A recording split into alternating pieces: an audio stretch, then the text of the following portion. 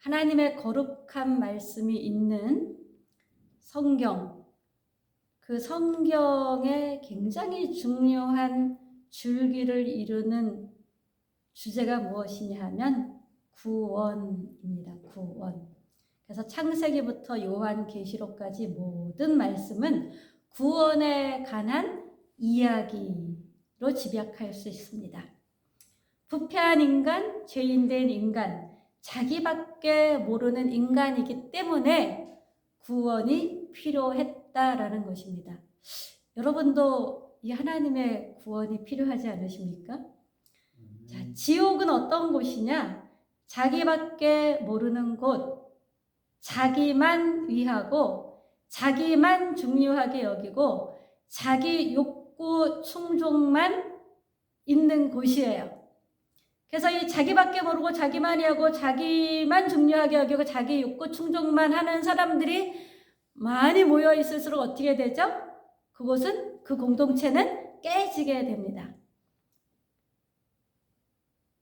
가정과 교회는 어떤 곳이냐? 하나님이 처음으로 만든 공동체가 가정이고 두 번째로 만든 공동체가 교회인데, 가정과 교회는 자기 중심대로 살든 자기만 위해서 살든 사람들이 식구를 배려하는 삶의 전환이 이루어지는 곳이에요.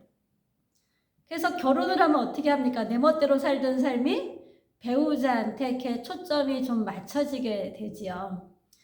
배우자한테 초점이 맞춰지지 않으면 도저히 당신과 못 살겠습니다. 이러면서 한 집에 살아도 마음이 나눠지고 그러다가는 깨지기도 하지요. 그런데 이 부부 사이에 또 아이가 생기면 어떻게 됩니까? 배우자를 배려하던 삶에서 이제는 아이가 좀 더 중심에 오는 아이를 배려하는 삶으로 변하게 되죠. 이 부부 사이가 원만하지 않으면 아이를 배려하던 삶에서 이제 아이가 다 커가지고, 특별히 우리 집이 아이에 대해서 부부가 같이 뭔가 의견을 모으고 초점을 모아야 될 게 없으면 그때 이제 다시 부부를 돌아보면서 좀 더 부부를 배려하면서 내 중심의 삶에서 다시 하나님을 모신 남을 배려하는 그 배우자를 배려하는 삶으로 나아가면서 좀 더 내 성품이 변화되고 인간다운 삶을 사는 것으로 우리가 이렇게 바뀌어지는 곳이 가정이에요. 교회도 마찬가지죠. 나 혼자 잘 먹고 잘 살겠다 이런 사람들이 모여 있는 곳은 교회가 아니고, 우리가 하나님의 뜻을 알고 하나님의 뜻을 배우고 하나님의 뜻을 내 마음에 채우고, 그래서 교회 안에서 서로 내 중심이 아니라 이웃 중심의 삶을 하나님 때문에 배워가겠다라는 배려를 배워가는 곳이 교회 공동체입니다. 그래서 자기 중심의 삶이 하나님 중심의 삶으로 바뀌는 것이 뭐냐 하면, 하나님의 뜻에 맞게 자녀 양육도 하고 하나님의 뜻에 맞게 배우자를 사랑하고 섬기고 하나님의 뜻에 맞게 교회 안에서 내 인간성으로는 참 대하기 어려운 그 사람을 이해하고 사랑하고 허물을 덮어주며 함께 자라가도록 기도하는, 그러면서 뭐가 바뀌냐? 내가 손해보는 게 아니라 내가 더 예수 중심의 삶으로 예수님을 닮은 삶으로 변화되어지게 되죠. 하나님은 우리가 천국 갔을 때 우리한테 남는 게 뭐냐? 예수님 닮은 거예요. 이 땅에서 고위직에 있었다, 이 땅에서 돈이 많았다, 그 하나님께 아무 쓸모가 없습니다. 온 세상에서 제일 처음으로 컴퓨터 백신을 발견한 그 사람이 엄청난 부자였지만 그 엄청난 부를 가지고 뭐 했어요? 하나님을 사랑하고 이웃을 사랑하는 삶을 살았으면 참 값진 인생, 또 존경받는 인생, 그래서 영광스러운 인생을 살았을 텐데, 그 사람이 몇 년 전에 작은 나라 시골 마을에 가서 그곳에서 이제 수감되고 그리고 죽었어요.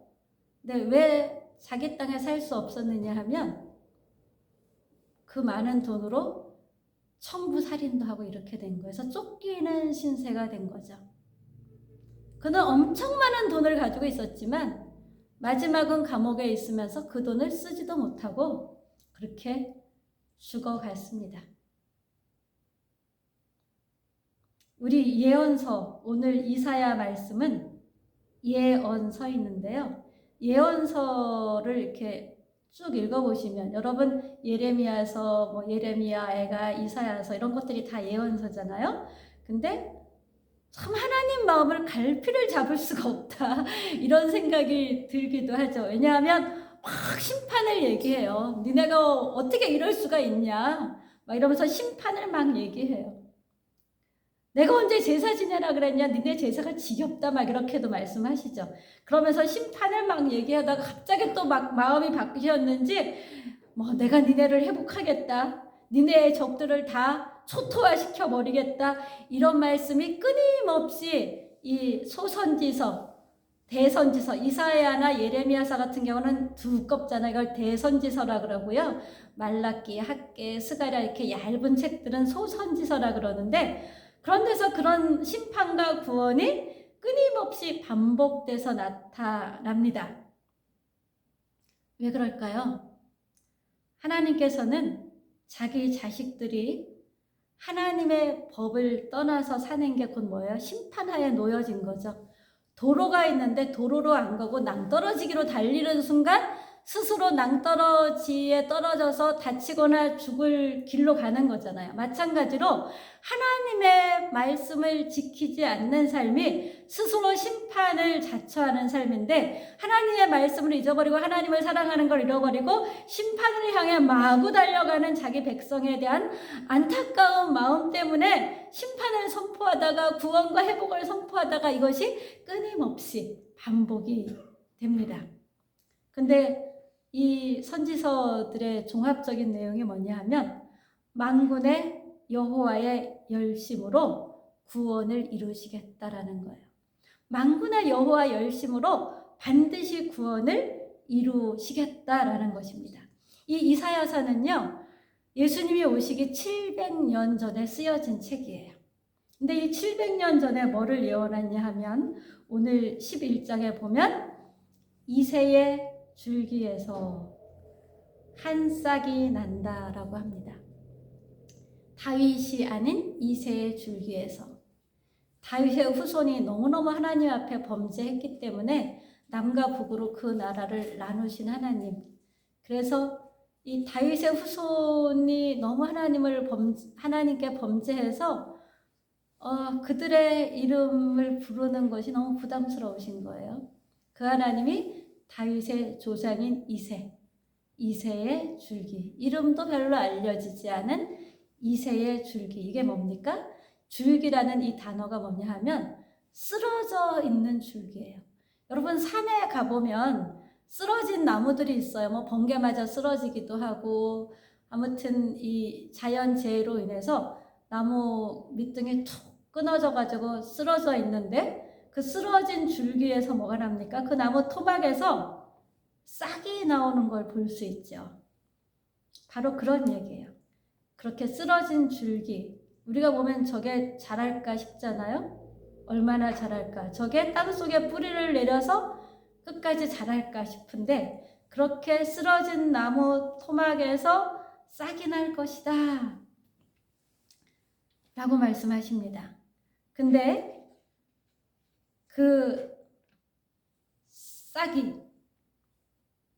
하나님의 입에 막대기고 입술의 기운이다라고 말씀을 하시죠. 입의 막대기, 입술의 기운이라는 뜻은 무슨 뜻일까요? 네. 입에서 나오는 것이 하나님 말씀이잖아요. 그래서 말씀이다라는 거예요. 이새의 줄기에서 나오는 한 싹, 예수 그리스도가 하나님의 말씀이다. 그래서 요한복음에 보면 말씀이 육신이 되어 우리 가운데 거하셨다라고 예수를 표현을 하죠. 그래서 이 입의 막대기, 입술의 기운인 말씀, 예수 그리스도가 기준이다. 이 기준이 되는 싹을 하나님께서 나게 하실 것이다. 이 기준이 되는 싹은 어떤 싹이냐? 공의로 가난한 자를 심판한다. 이 세상이 어떤 세상입니까? 가난하고 자기 것을 눈이 시뻘겋게 뜨고 막 찾으려고 애쓰지 않으면 그냥 코베가는 세상이잖아요. 근데 그렇게 코베임을 당하는 가난한 자를 공의로 심판한대요. 힘없는 자들을 공의로 심판한대요. 정직으로 세상의 겸손한 자를 판단한대요. 가난한 자의 물건을 도적질해가고 눈 벌겋게 뜨고 있는데 뺏어가는 자들이 있잖아요. 세상은 그렇죠. 그런 자들을 하나님이 정직으로 판단하신다라는 것입니다. 여기에 우리의 희망이 있습니다. 그래서 하나님은 예수 믿는 우리가 공의를 삶의 기준으로 삼고 성실히 몸에 배인 삶을 살기를 원하십니다. 망가진 다윗의 가문은 생명이 없는 줄기 같았지만, 그러나 그 생명이 없는 줄기 같은 그 다윗의 가문에서 새싹이 솟아나게 하는 분이 누구입니까? 우리의 하나님 아버지십니다. 그럼 여러분 가정에 지금 희망이 없어 보인다. 내 인생에 희망이 없어 보인다. 내 사업에 희망이 없어 보인다. 그런다 할지라도 하나님이 결정하시면 뭐가 됩니까? 거기서 새싹이 돋아나고요. 이 세상을 공의와 정직으로 판단하실 메시아 구원자가 우뚝 서게 됩니다. 아멘이십니까? 예, 오래 살지 못할 것 같은 그 새싹, 언제 부러질지 모르는 시원치 않은 싹에 어떻게 그런 놀라운 일이 벌어지느냐? 하나님의 영광의 영이 임하기 때문이에요. 우리가 오늘 하나님의 영광을 나타내소서 이렇게 비전 표 선언을 했는데, 하나님의 영광의 영이 우리가 다 죽은 것 같은, 희망이 없는 것 같은 심령 속에, 삶 속에, 가정 속에, 공동체 속에, 나의 일터 속에 부어지기만 한다면, 그러면 이루지 못할 일이 없는 하나님의 승리, 하나님의 영광이 보장된다라는 거죠. 근데 이 하나님의 영광의 영이 임하면 그 새싹에 어떤 일이 벌어지냐 하면은요, 지혜와 총명의 영이라 그래요. 이 하나님의 영을. 하나님의 영이 지혜와 총명의 영이라는 것은 본질을 분별하는 지혜를 얘기해요. 우리 겉으로는 좋은 말 하지만 속은 꿍꿍이가 다르잖아요. 그런데 겉으로 좋은 말 하는 것에 속아 넘어가지 않고 속의 꿍꿍이를 분별할 수 있는 지혜. 그리고 총명은 뭐냐 하면 이렇게 나타나 있는 거예요. 눈으로 볼 수 있게 나타나 있고, 손으로 만질 수 있고, 귀로 들을 수 있게 나타나 있는데, 나타난 것도 잘 이해를 해야죠. 똑같은 것을 보고 엉뚱하게 생각하는 사람들, 서로 다른 생각을 가진 사람들이 굉장히 많잖아요. 근데 이 나타난 것을 잘 보고 이해할 수 있는 영이에요. 곧 보이지 않는 것과 보이는 것의 본질을 꿰뚫어 보는 능력을 이 새싹에게 주신다라는 것입니다. 자, 여러분이 다 망가진 가문인 것 같습니까? 여러분의 일터가 다 망가진 것 같습니까? 여러분 자식에게 희망이 없어 보이십니까? 거기 뭐가 임하면? 여호와의 영광이 임하면 보이지 않는 것과 보이는 걸 꿰뚫어 볼 수 있는 능력이 그들에게 입혀집니다. 또 여호와의 영은 어떤 영이냐? 모략과 재능의 영입니다. 모략이 뭡니까? 어제 모사 상담이라는 얘기를 했는데, 영어로는 원더풀 카운셀링이에요. 아주 놀라운 상담이라는 거죠. 그래서 놀라운 상담으로 우리 뭐 어떻게 해야 될지 모를 때 쩔쩔매잖아요. 어떻게 해야 될지 몰라서 막 이 사람한테 물어보고 저 사람한테 물어보는데, 어리석은 사람들은 온갖 사람한테 다 물어보는데 가장 어리석게 대답한 사람의 말을 따르죠. 여러분, 한때 굉장히 지혜로웠던 솔로몬이 세금을 거두는 문제로 나이 많으신 노장들과 의논을 하고 또 젊은 자기 친구들과도 의논을 하잖아요. 그런데 누구의 대답을 받아들이죠? 누구의 답을? 어리석은 모략을 받아들이죠. 젊은 사람들의 모략. 그럴 수 있다고요. 우리가 아무리 지혜로워도요, 하나님 앞에 깨어있지 않으면 그렇게 어리석은 것을 내 것으로 선택할 수 있어요. 결국 솔로몬으로 인해서 남북으로 나라가 나누어진다고 하잖아요. 그런데도 하나님이 솔로몬을 아끼는 이유가 다윗을 아꼈기 때문에 다윗의 첫째 대의 아들인 솔로몬 때에는 다윗을 생각하여 그 나라가 나누어지지 않겠다라고 하시는 우리 하나님 아버지는 어떤 분이야? 자비로우신 하나님, 긍휼이 풍성하신 하나님이에요. 그러면 여러분이 여러분 대해서 어떻게 하면 됩니까? 이 하나님의 영을 받으시면 됩니다.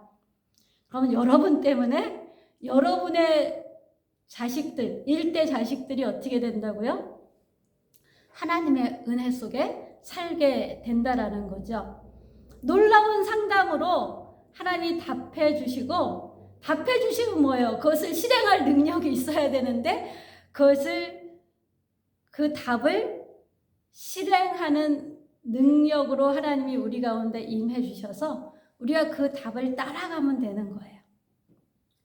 재능의 영을 주신다. 재능은 뭡니까? 달란트, 재능이라고 하죠. 뭔가 맡은 바를 탁월하게 해낼 수 있는 능력이 재능인데 그 재능의 영을 주신대요. 여러분에게 그 재능의 영, 탁월하게 할 수 있는 능력을 주시면 여러분 어떻게 되겠습니까? 잘 될 수밖에 없는 것이지요.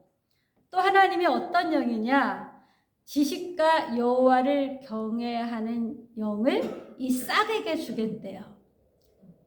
지식과 여호와를 경외한다라는 것은 성경의 요한복음에 그런 말씀이 나오죠. 영생은 유일하신 참 하나님과 그가 보내신 자 예수 그리스도를 아는 것이니이다. 이런 말씀이 나오는데요. 자, 여러분 생명이 풍성하길 원하잖아요. 생명이 풍성한 것은 영적인 생명이 있을 때 가능한데, 영적인 생명이 있다라는 것은 유일하신 참 하나님과 그가 보내신 아들 예수 그리스도를 믿는 것인데, 아는 것인데, 자, 우리 여호와를 경외하는 영을 준다. 지식과. 그게 뭐냐 하면 참되게 하나님을 알게 해준다라는 거예요. 그리고 깊은 사랑으로 하나님을 두렵고 떨리는 마음으로 마음을 다하고 성품을 다하여 하나님을 섬길 수 있는 영을 주신다라는 것입니다.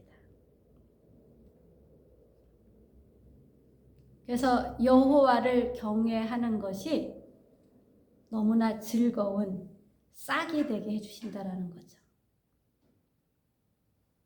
경처가가 있잖아요. 경처가. 나는 아내 무서워서 그거 못해요.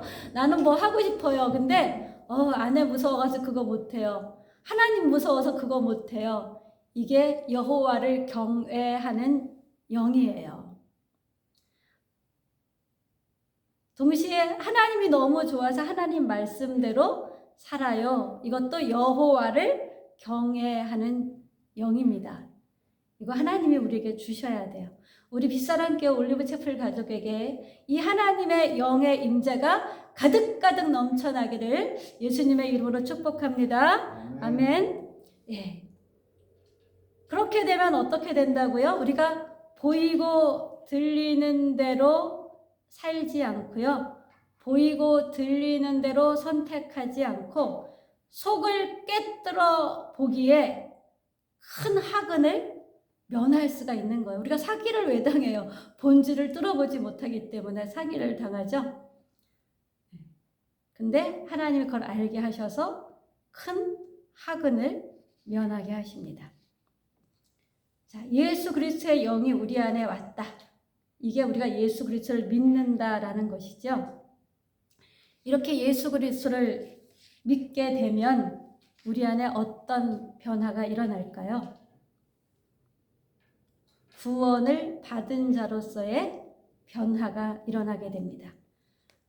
구원을 받은 자로서의 변화가 일어난다는 것은 구원받은 자로서 삶의 태도가 달라져서 선택하는 것이 달라진다는 것입니다.